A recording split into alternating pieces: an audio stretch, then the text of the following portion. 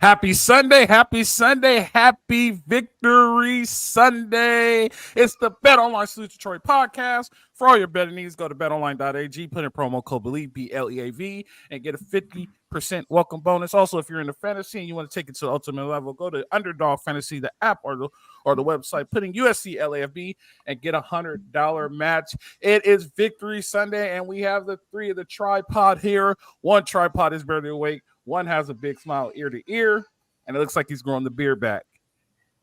You know it, Coach.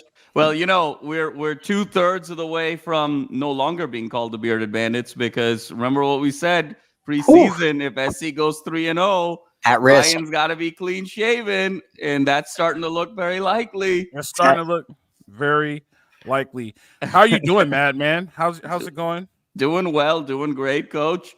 Always excited to recap this with you guys. What a great game it was last night, and excited to jump into it at the stroke of midnight. Things just about wrapped up at the Coliseum, but what a great time to celebrate. Really, really historic day for a lot of reasons. Right eye, barely awake, barely moving. How are you doing? Great. Yeah. I mean, I don't want to go bald face. I know because it's going to look silly, but it is time to shave this. So we need to get to this 3-0 start so I can trim this thing up because it is getting a little out of control. No. We talked about the beautiful face. The beautiful face. No. It is going bald. I'm just saying I don't want to go bald, but it will be going bald. I'm just saying regardless, it needs a trim. But no, I'm great. Happy to be here. Jamal, before you jumped on, I was telling Al, I literally left Vegas after the game last week. And I got home 45 minutes later than I did last night with the game in LA because of how late it was. I got home at 2:30 last night, but what a game, what an atmosphere. So happy to be doing our Victory Sunday again. Glad we're back. So there's one thing I really enjoyed about last night.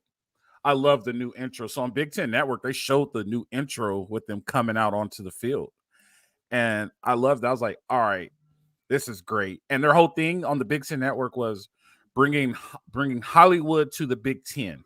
Like that was like, they kept saying that, like bringing Hollywood to the Big Ten, And I enjoyed it. And the bell was back. I heard the bell. There was a little bit more emphasis on the bell, Ryan. I don't know, like from TV, there was a little bit more emphasis on the third down bell. It looks like the bell is back, so our push is coming. But neither here nor there, the number 13 Trojans, home debut at the Coliseum for the 2024 season, wins 41-0 and a very dominant +7, Coach. +7. 48-0. Oh, it's 48. I turned it off at 41. So all right, so 48-0 in a very dominant performance. Very dominant performance. It was very impressive. I am thoroughly convinced that Lincoln Riley watches our podcast. Thoroughly convinced because I put something on there last week about how if they show this look, if they run this play, it's going to hit. And they showed the look and they ran the exact play. I'm thoroughly convinced. Like, I mean, they probably got it from that film, but it's crazy how much stuff we talk about and it shows up. But let's get into the game. Miller Moss, very impressive. Very impressive. But welcome to LA, Woody Marks. Welcome to LA, Quentin Joyner. Lincoln Riley ran the ball last night. At one point, I looked and they had 20 carries, and I think that was at the first half. I'm going to check it out real quick right now. And I think they had over 200 yards rushing, if I'm not mistaken, and that's unlikely I think the last time we saw that was that P-Ron that broke the record? Was that Lincoln Riley's team who had P-Ron that broke that record? I'm not sure. Don't judge me. I'm sorry if I don't get that right. But the fact that Lincoln Riley ran the ball was crazy. Woody Marks had 103. Quentin Jr. had 84. Bryson Jackson, 7 rushes for 34 yards. Amari Peterson, the true freshman, 3 rushes for 18. A total of 253 yards on the ground last night by Lincoln Riley's offense. Who said he only wants to throw the ball, right? Miller Moss, impressive performance, 29 for 41, 295. Total of 500 yards, total offense. I'll kick it to you guys, and then we'll go to some comments.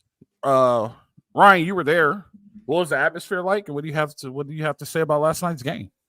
Yeah, I thought the atmosphere was good for 8 o'clock, 100-degree, Utah State matchup. I think it was like almost 70,000, 69,000, I think was the attendance. So I thought it was good. It was, people were hyped up. Obviously, we talked about it last week and we talked about on Thursday, Coach, that this is the most excited I've seen this town about this team in quite some time, even including that 11-win first year with Lincoln. So I thought it was a good atmosphere. No YMCA in the fourth quarter. Yes, they got rid of it. No YMCA. Shout out to Nico. Yeah, so they played yourself instead at the start of the fourth. So I think people were hyped about that, but no, it was good. But for me, and we'll get all into it. But for me, this was, I thought the offense, had some mistakes here and there. Obviously, 2 drop touchdowns, one from Jacoby Lane, one from Zachariah Branch. You still put 48 points on the board, even with the backups and got in the end zone. So a good performance, things to clean up. But for me, this was all about the defense. And, anytime you get a shutout, first one since 2011, give up less than 200 yards. I don't care who you're playing. If you're playing an FBF school, that's impressive to me. And, and I think they can still get better, but just sound defense. The reserves were in halfway through the third quarter, still shut out. Cameron Fountain got in on the action. A lot of the backups looked, I thought, great, and the young kids. So, for me, this was just another building block for this defense. Again, Utah State, I know it's not the best barometer, but this is what USC should have done to a team like Utah State, but this is not what they would have done the last 2 years. So definitely a good building block. 100%. Man, what are your thoughts for last night? Yeah, I walked away with a few takeaways. I thought there were kind of 3 areas of emphasis for this game, sort of going in and wrote a piece about that. The first for me was all about the running game. And Coach, you said it. There was an emphasis on the run, which was really great to see. 253 yards total on the ground. It came out of the gate, right? The first 2 drives were 131 yards rushing. Woody had 13 for 103 and a touchdown, and he was done at halftime. Joyner was 10 for 84 with 2 touchdowns, and it was kind of the lead back there in the second half before we went into the third string. So the emphasis on the running game was very clear, and Lincoln even talked about that at halftime and at the end of the game as well. So that was sort of job one, I think A+ there. And then second, I think from a defensive standpoint, Ryan said it best. Holding a team to 190 yards, a shutout, sort of poetic that the shutout was with Matt Barkley leading the team out, because obviously the athletic department said the last time USC had a shutout was 2011. It was the 50-0 game against UCLA, and Matt Barkley was the quarterback of that game. And so, sort of an end-to-end symbolism there. And then I think there's, as well as the defense played, I think it can get even better, which is, I think, the scary part of this whole situation. I think, 2 areas that I was sort of really looking at going into this game defensively. One was pass rush. I thought the pass rush was terrific in week 1, but it was, no sacks. So that sort of brought up some items. I think, again, no sacks in the first half, but they did a great job blitzing on third down, second and long, when they needed to, and was very effective with the pressures. And that first drive of the second half with Utah State, got the 2 sacks in 3 plays. Gentry got a sack, and then Kamari Ramsey came down and got a sack to essentially kind of end that game. The game was always kind of over, but that sort of ended the game. So I think there can be sort of more to be done on kind of consistent pass rush moving forward, but they were terrific. Anthony Lucas was also terrific in that game with his activity, as was, of course, the linebacking duo of Gentry and Mascarenas Arnold, and then Ramsey had another terrific game. And then I was looking for the secondary, that LSU game at the start, a lot of soft zone, was looking for sort of more competitiveness. I think the secondary wasn't really challenged much last night, so I think they did a great job. What really stood out to me was the short tackling and the open field tackling, those sort of balls in the flat, those 3-yard out routes, those 6-yard digs, where there's some space. All Utah State wanted to do was kind of get the ball out to some playmakers and try and make a move. Very short tackling there. So very excited to see all of that. I thought it was sort of an A+ of the running game. I thought the pass rush was a B. I think we can get to another level, but they were absolutely sensational as well. And then I think the secondary was about an A-. And so I think, really very little to sort of walk away from saying this is not a legitimate playoff contender.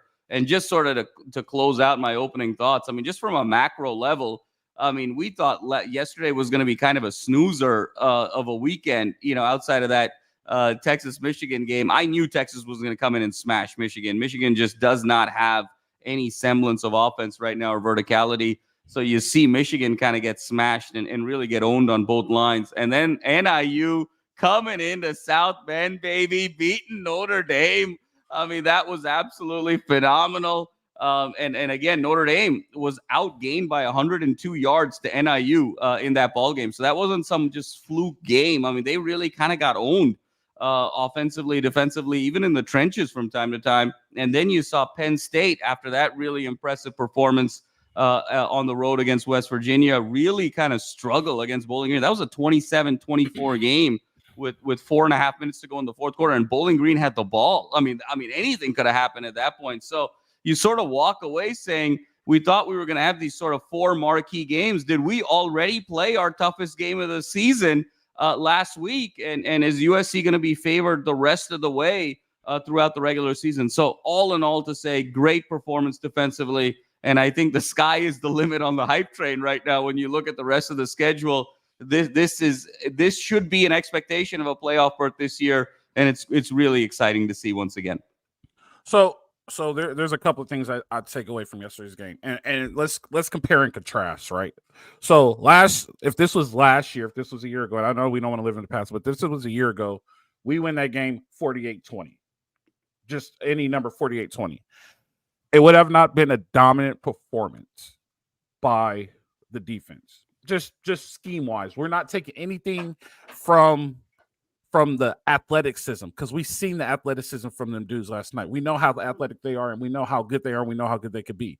But the just defenses schematically, it was not been good enough. Here's another thing. Last night, they threw the ball into the flats, and I saw so much textbook inside foot, splitting the hip, make everything go back inside. At one point, it was so good. Number 14. Who's number 14, Ryan, on defense? Jacoby Covington. Jacoby Covington. They threw it to the fat inside hook. They did a replay, and my 11-year-old coach was watching. I was like, "That's textbook." I rewound it 5 times. I wanted to put something on the Twitter, but I was so hyped that they did that so textbook and so perfect. There's nobody getting. There's some missed tackles every now and then, and people are human. We're going to see it in an hour. Pros missing tackles. That's fine. But the way the missed tackles are going down is amazing. Mascarenas Arnold playing linebacker at number 4. He is a dude. He's way better than Shane Lee in this scheme. And I'm not taking anything from Shane Lee, because I feel like if Shane Lee played in this scheme, Shane Lee would be really good. But Shane Lee played in a scheme where he was out in space, and he's not an out in space dude. Gentry's level of play is either two things. He's put in a better situation, what I think a lot of these dudes are, or the game is finally slowing down to him. I think it's the latter, and I think that he's in a way better situation. He's flying around. Gentry's game is elevated so much, and he's playing way better football from last night to today. Now, here's another thing. Jamal, you mentioned in our LSU pregame show that SC is a team that will fly under the radar. I don't think SC's flying under the radar anymore. They had a big win last Sunday. They were dominant yesterday, and then we'll go to this. So last night, this dude disappeared. I was talking to him all day, and all of a sudden he just disappeared, and there was no more comments from him. Then I get a text from Ryan saying, "Do you see the Oregon score?" And it was 20-20, and all of a sudden he comes out talking more. He started talking stuff about SC like, "Hey, you worrying about the wrong thing, bro. Like, you need to worry about why your team is struggling against a Mountain West team, and you're supposedly the number 8 team in the nation.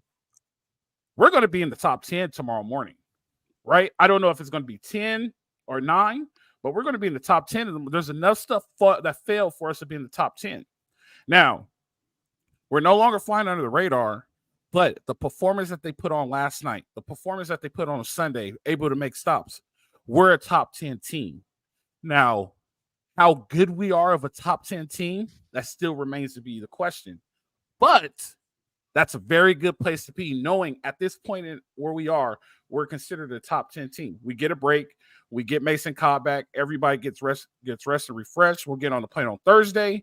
And 2 Thursdays from now, we'll head to Ann Arbor and face a bigger game. Cliffhanger, we'll talk about it tomorrow. And Jamal, you kind of said it, but Are we good enough to beat Ohio State? Because it's looking like right now, very early prediction, like they do at the next day after the national championship, very early prediction. Oh, here's a very early rankings for next season. Very early prediction. I'm not saying this, I'm just saying, but right now it's looking like SC Ohio State Big Ten championship. I don't see anybody that is better than USC and Ohio State in the Big Ten right now. Don't see it. Now, Penn State's going to be a hell of a game. Notre Dame's going to be a hell of a game. USC is going to be a hell of a game. Michigan's going to be a hell of a game just because of the matchup and all the glamour they're going to put around it. Two Titans going, and we're going to get that. But when it comes down to the Jimmies and Joes, I think our Jimmies is a little better than everybody else's Joes in the Big Ten. The only one I have a question with is Ohio State. Brian, you got a comment to that? And then Jamal, you could go after. Yeah, well, I think working backwards to the Jimmy's talk, because that was the big, I think, talk in the offseason, not just by us, but nationally, was, all right, we know the scheme is going to be better. We know this coaching staff looks good, but most people thought that USC just didn't have the talent yet. It was going to be a year or two kind of, improving, which, I still think it's probably a year from being back to like an elite defense. We'll see more when we see better competition, I guess. But I think it's been so impressive, the quick transformation. And I think the talent that some of these guys have displayed, especially when these transfers, I mean, Kamari Ramsey looks like one of the best safeties in football, which we know he was last year. I mean, he was fantastic at UCLA and he was one of the prize transfer portal gets. So that wasn't a huge surprise, but you see Nate Clifton, how good he's looked as a talent acquisition from Vanderbilt. You mentioned already Easton Mascarenas-Arnold. I mean, how good he was at Oregon State, but he's looked even better now being in this scheme. And he said last night in his presser, this is the most fun he's had playing football in a long time. So I think the talent that is actually on this roster is a lot better than a lot of people thought it would be. And then obviously schematically, connectivity is one of the best in college football, and that's why they're playing so well. Just going back to the tackling, 5 missed tackles. I mean, that's pretty good for an overall 60-minute game. I don't care. That's who you hella play. good. Yeah, and anytime you're in that single digits, especially under 6, I think you're in a really good spot. And in the open field, they look tremendous yet again. And so, yeah, I just think it's really great. It's funny looking at the schedule. Like through 2 weeks, is Nebraska the toughest opponent right now looking like? I mean, Nebraska, obviously Colorado is not a good football team. I think that's pretty obvious, but Nebraska actually might be a pretty feisty team coming to the Collie. So Penn State's going to get better. Michigan, it's in the big house. Notre Dame's always going to be a rivalry. UCLA is always going to be a rivalry, but Nebraska might be like one of those testy teams now that we weren't really expecting maybe going into the year. Yeah, no, Ryan. I mean, I Coach, I'm totally with you. And just to clarify, I didn't say we were flying under the radar. I said the first game, it's nice to fly under the radar if you had the choice between being 13th and being 23rd, right? That was the conversation. We're certainly not under the radar right now. I mean, there's no question about that. And I think moving forward, look, I mean, I think what's so exciting is we had kind of talked about this equation in the offseason, and we had said, look, I mean, all the defense really needs to be is sort of a B defense. I mean, as long as it's sort of top 40, top 50, which I think it's certainly going to clear that. I mean, this is, I think, going to be a bona fide top 30 defense, potentially top 40, that all you need is that when you couple it with a Lincoln Riley offense. And so that is going to project you into total national title contention. I mean, I think we saw it, the blueprint last year with the University of Washington, with Penix and all those receivers and that incredible offense. And they were opportunistic. They were disciplined enough to be able to set their offense up for success. And so when you're looking forward here, I think that the talent, certainly there's been an upgrade. Obviously, so much has been discussed in terms of the weight gain and the muscle gain and all of those things. I think that's really translating on the field. But I don't know if talent-wise, this team has sort of necessarily transformed from last year. I think, to Ryan's point, we got a couple of really nice gets, Ramsey and Mascarenas-Arnold in particular. But this comes back to scheme. This comes back to the genius of D'Anton Lynn. I mean, I think that the person that really deserves the lion's share of the credit here is D'Anton Lynn. And, it was interesting because in the offseason, so much of the conversation was around Coach Henne because everything was around recruiting, right? We got to get these guys. And a lot of that was for 25 and beyond. And Lynn was flying under the radar from a media perspective after being hired because I think he was in the lab and getting his scheme ready. I mean, it just goes to show the genius of this guy and just the way Coach he sort of approaches the defense. There's different zone concepts on the back end. He disguises things, with the front six, the front seven in such unique ways. I mean, that, Gentry was kind of coming off of curls, to sort of attack the quarterback. I mean, there were moments where you thought Jameel Muhammad was going to sort of come off the edge. He retreats, Gentry comes in, vice versa. He just does such a phenomenal job of disguising his pressure and then playing kind of that zone shell. And like coaches have said for a number of months and over a year now, you just feel like there's always one more guy anywhere you go with the ball. And so, Coach, we talk a lot about the window, right? And I think we're in the window right now. I mean, I think we're in the window. And the reason I say that, Lincoln is going to be Lincoln. I don't think we're going to have D'Anton Lynn very long. I mean, if there's going to be more games like this, he might be gone after this year and probably will be gone after next year. And so, and as great as sort of the pipeline of coaches is, the D'Anton Lynns don't grow on trees. That's why they're D'Anton Lynns. So I think we're officially in the window of opportunity here, and it happens very quickly in college football.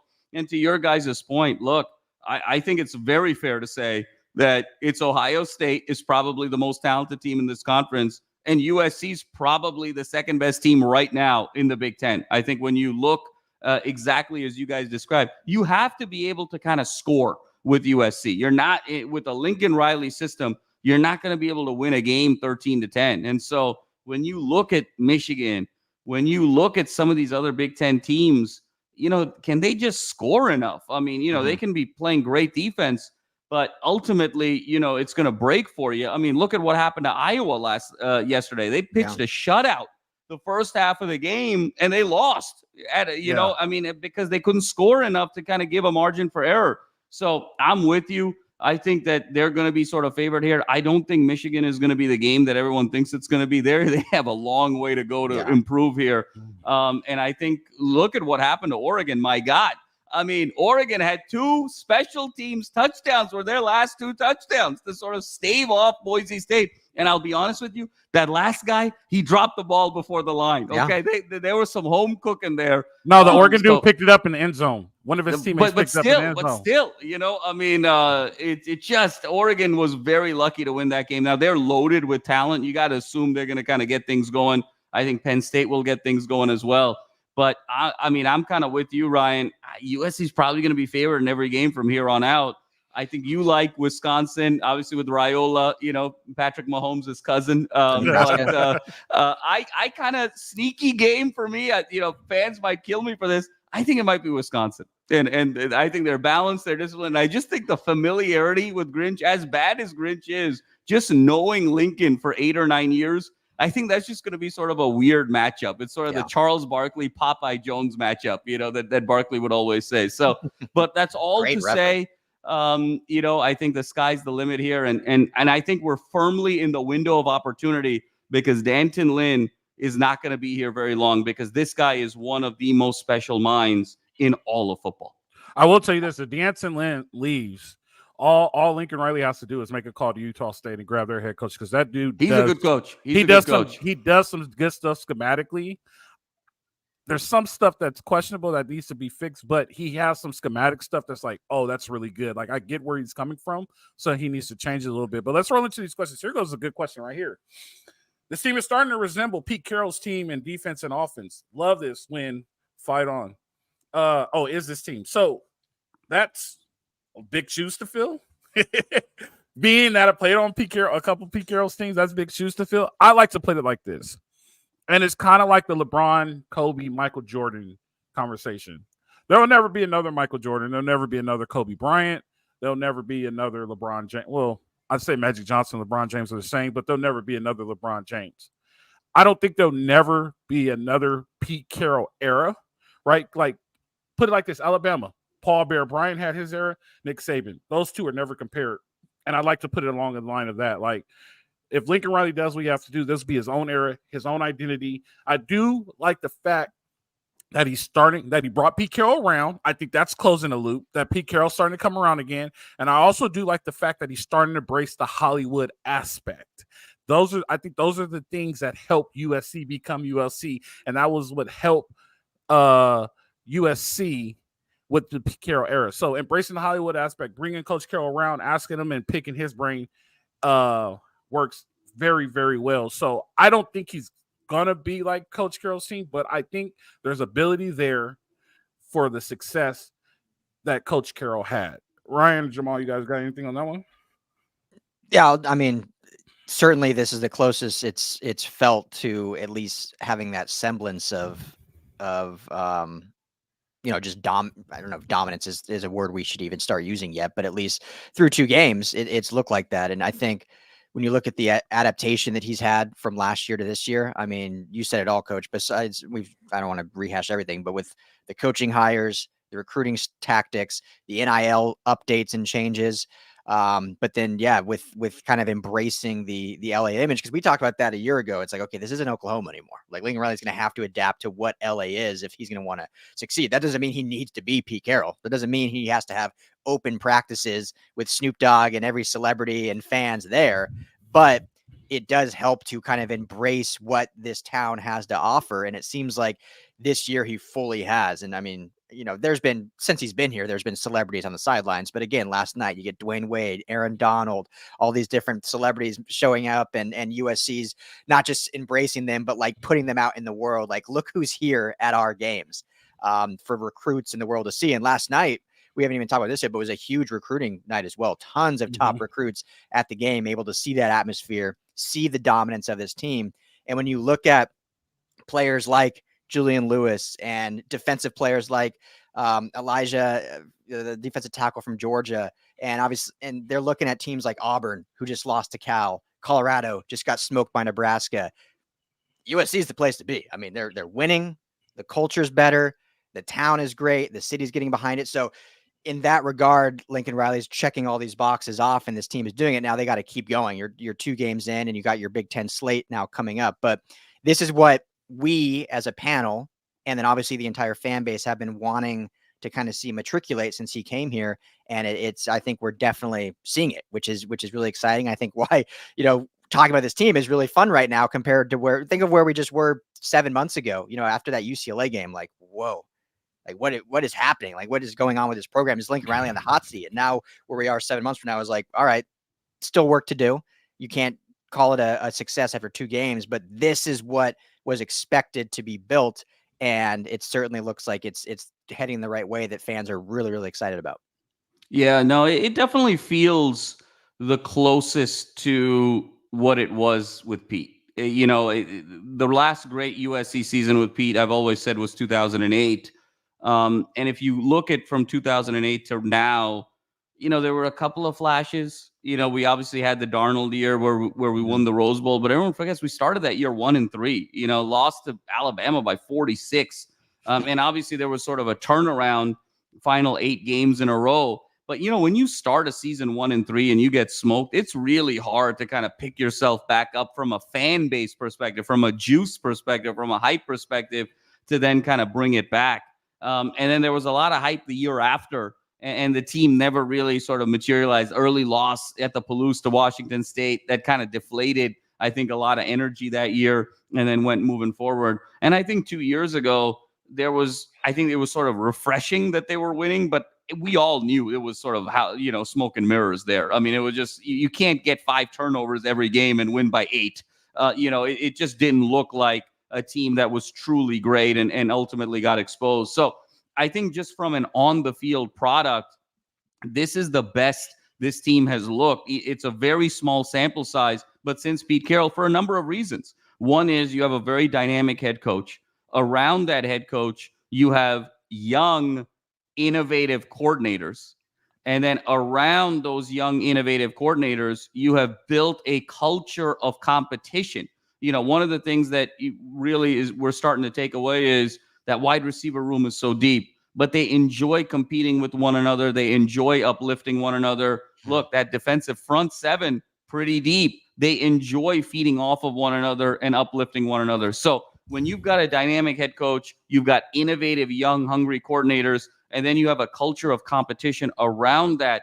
I think those are the 3 ingredients that if you were to sort of codify what was the Pete Carroll era, it was those three things. And this is the first time that all three of those things seemed to be present at the same time. There were moments where you had one thing or moments where you had two things, but you never had it all together in this particular way. And then when you have those three things, then the sparkles and the glitter and the glamour comes, because Dwayne Wade and Aaron Donald are not going to come on the sideline of an 8-5 team, right? You got to be able to have those things, and then everybody shows up. And so, look, we're on the cusp of something. I think we're back in a window here, guys. I mean, we've got a 2-year window to make some noise. The thing is, we need to turn the window to at least into eternity. So, like last night, Nick Saban, I didn't realize it, but he was there for 17 years. And the first thing I thought in my mind was like, bro, you should just stuck it out for 3 to get your 20 in. Like, you know what I mean? Like, you're finishing a round number, but like Nick Saban was there for 17 years. I don't know if we'll have Lincoln Riley for 17 years, because he's stated that before, like he doesn't plan on doing this forever. But, and I talk about this all the time. Hopefully we get to a point to where Lincoln Riley sets a foundation to where the next person that comes in is somebody off of his staff, and it just keeps rolling. That's what I'm hoping. And then we get 17 years worth of something like this, and maybe 20 years or something worth like this. And it's just impressive. Another thing I want to talk about was the pass game is going to be incredible, right? And last night, a lot of people was like, oh, there's a lot of misses by Miller Moss and things like that. That's going to take care of itself. The timing just isn't there yet, right? And that is something that's going to fix over time, and the timing is going to end up being there. Once the timing is there, Miller Moss is going to be dangerous. You know what I mean? And that with that receiving core, I think the offense is such a big weapon now that you can run the ball. But next week will be his biggest test. Not next week, in 2 weeks. I'm sorry. In 2 weeks will be his biggest test. And this is going to be the first battle test that they're going to have. And we'll talk about this in 2 weeks. But can they withstand adversity? There's going to be some adversity. Yes, they've dealt with adversity first week of the season. Can they deal with lead shifts? Yes, they dealt with lead shifts. Is the quarterback and the coordinators posed enough when they're in a close game to deal with something like this? They've already been tested through something like that. You know what I mean? Not at home, outnumbered crowd-wise. Now they're going to the big house, and this is going to be a huge thing. And I said this before. I think if we look at last year and look at this year, and I know you guys remember this, we gave him a list of stuff that he needs to work on. We're like his teacher. You need to work on this, and this. And that's why I feel like he watches his podcast. He checked every single box that we said that he needs to work on. Media, he's a lot better. He's not saying things in the media like that will come back and get him. He did a lot better with recruiting. He did a lot better with coaching. He's starting to recruit the LA area heavy. You know what I mean? Like, I know he's still out of state, but recruiting has changed a little bit, and there's a national brand. But it looks like he's starting to build a wall around Southern California a little bit now with that 2026 class. Like, there's a lot of things that Lincoln Riley approved on, and I think he just has some reflection, and that reflection worked. And that is a sign of a great coach. What can I do to make this better? What can I do to fix this? And I think he's doing those things to fix it, and we're starting to see it. And we're at a point now. Check this out. If this was a year ago, we'll be like, all right, we're going to Michigan. Which tile is going to fall first? Who's going to score last? Now we're going to Michigan. Like, I feel really confident about going to this Michigan game. You know what I mean? Even if Michigan lost to Texas, if this was a year ago, we'll be like, all right, we got to still outscore them. You know what I mean? Now we're saying, oh, we're really confident about going to this Michigan game. I'm not as worried as I was before going to the Michigan game, even with the stuff we know now. Their defensive front isn't that good. They're a little questionable on defense now because they run a lot of man. They don't have a quarterback. The only one we're really worried about going to Michigan is Edwards. But a year ago, even if Edwards was still the problem, we'll still have our doubts. So now we have very little doubt. That's such a big change within a year of football and an offseason that sparks that and keeps that window open a little bit longer. You know what I mean, Jamal? It like totally. We're in that window, but it's the supports on the windows. Like, all right, we got a chance to accomplish this. So that's what I'm saying. Coach. I mean, I think it's really well said. I think we all want that window. I think modern college football, I think Saban is sort of an outlier. I mean, to basically play for a national championship every other year for 17 years is kind of ridiculous. I think the window here look, Clemson had a 6-year window. Pete had a 7-year window. You start going around. Like, I think that's about right. You're trying to build for a 5, 6, 7-year window. I just think that the brilliance of D'Anton Lynn is only going to be 1 or 2 years. So you really got to kind of nail it here in my mind. Coach, I want to push back a little bit on something you said. I thought the passing game was fine last night. I thought Miller Moss was really good. I think a lot was made of the drops. There were sort of 3 moments there. Obviously, Jacoby just, there was an eagerness. That was a really nice out and in route. I mean, that was really phenomenal. And he just wanted to kind of turn and score. And it just popped out. And then same thing happened with Branch. It was just a ball in the flats. He wanted to make a move before he could catch it. So I think that was just some eagerness there of guys who wanted to score. Part of it is because this wide receiving group is so deep that, when you do get your number called, you definitely want to get into the end zone. So I don't really see that as like a systemic challenge. I think that those are just kind of a couple fluky things. In the case of Lane, obviously it cost us 4 points. But in the case of Branch's drop, I mean, Joyner ran it in the very next play. I thought the Lake McCree fumble was also a little bit of an anomaly because, he sort of caught that ball, and then reversed the field. And then he lost sight of the backside guy and he was trying to make a move on the right and then got stripped, So obviously there's some care there. But I think overall, a lot was being said about the drops. I mean, you want to be clean sheet every time you step on the field, but that's not always realistic. And I don't think that was necessarily a systemic issue. I think that the team made a very conscious effort to want to be able to run the ball and essentially kind of go play action. And Miller didn't really take a ton of shots. He had a few, but it was really a lot of underneath stuff. And the one thing I'll say is the strength of the Utah State team was their secondary. They made some phenomenal plays out there. There was that one ball to Lemon where their star player number 6, he just the way he deflected that ball. I mean, that was an NFL caliber play there. They did some really nice things on the goal line. So I think Miller was surgical last night. I think he was just kind of taking what the defense gave them and recognized that the strength of that team was really more on the back end. I think Utah State also played a lot of too high, over the course of the first half of that game. So Miller's got no problem kind of dinking and dunking there, and Lake McCree kind of coming through as well. I mean, who would have thought through 2 games the leading receiver on this team would be Lake McCree by a lot, in terms of receiving yards. So I think he's passing it around all over the place. And I actually thought the play of the game last night in terms of the highlight was actually Miller kind of rolling out, sort of looking near side and that wheel route to Woody Marks. Yeah, and he dropped it in, amongst 3 guys, and Marks kind of caught it, got pummeled, still hung on. I thought that was the most impressive offensive play of the night. Miller demonstrated tremendous touch, tremendous accuracy, and a lot of toughness from Woody Marks to be able to make that catch. So I think he just kind of took what the defense gave them. And this team is going to be a handful here through the air, on the ground, offensively, defensively. The building blocks are being constructed here to make a really deep run this season.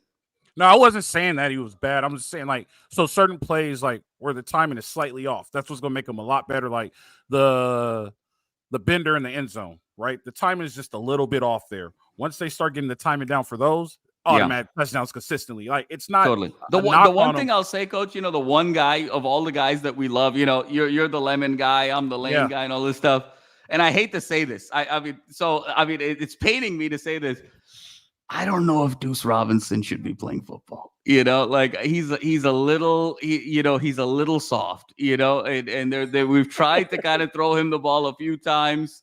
I just think he's Aaron Judge 2.0. I hope it sort of turns around, and he has a terrific season.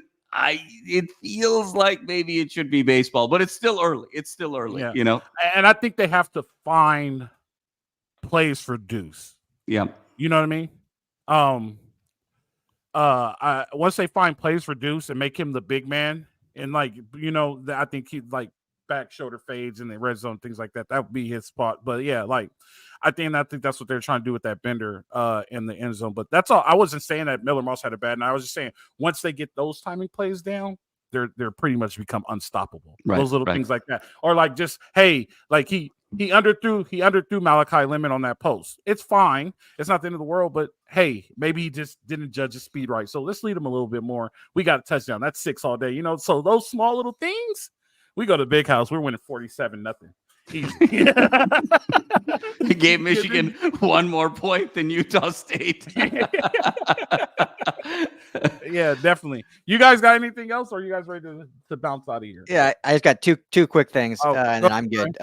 Quickly on Marks, since Lincoln Riley's been here, I think he's hit home runs at running back in the transfer portal. When you look at Dye and Austin Jones, Marshawn Lloyd last year, Woody Marks might be the best of all of them. I mean, what he does in between the tackles in small windows, small creases that he can hit and explode. What we've already seen in the passing game, as you mentioned on that little wheel route, Jamal, that was a thing of beauty, and also in his I think in his pass pro, he's really, really good in pass protection. So Woody Marks, the sky's the limit. Quentin Joyner is going to be a star. Brian Jackson, the true freshman. I had him on my underdog fantasy lineup because he had a crazy multiplier, and they used him in the red zone on 2 drives and then decided to throw it in instead of let him run it in on like 3rd down. But and then Amarian Peterson as their 4th option. I mean, just they're loaded in the running back room. And, when you think Lincoln Riley, you always think passing attack, quarterback, Heisman, but this running back stable, you could make the argument as one of the best in college football if they can continue this up. And Woody Marks showing that size, speed, and power that people are accustomed to of SEC running backs coming from Michigan or Mississippi State. And I think he's just getting going, and what they're able to do with Anthony Jones as their coach, I think is really impressive. And then last point, this is why opening the season against a top opponent like LSU can be so defining and important, I think, for your season, because had they played 2 cupcake games like most teams and then go to the big house for week 3, we'd still have a lot of questions, and we still do. It's early, but because of that first game, having adversity, playing on a neutral site, having to have 2 back-to-back essentially game-winning drives when it mattered most, having your defense needing to get one final stop against a top opponent in the SEC, it really shows us, but also as a team, shows you they can do it against anyone. I mean, if you had played San Jose State and Utah State back-to-back, it's like, okay, cool. We beat lesser opponents, but what do we really match up against, top-tier talent?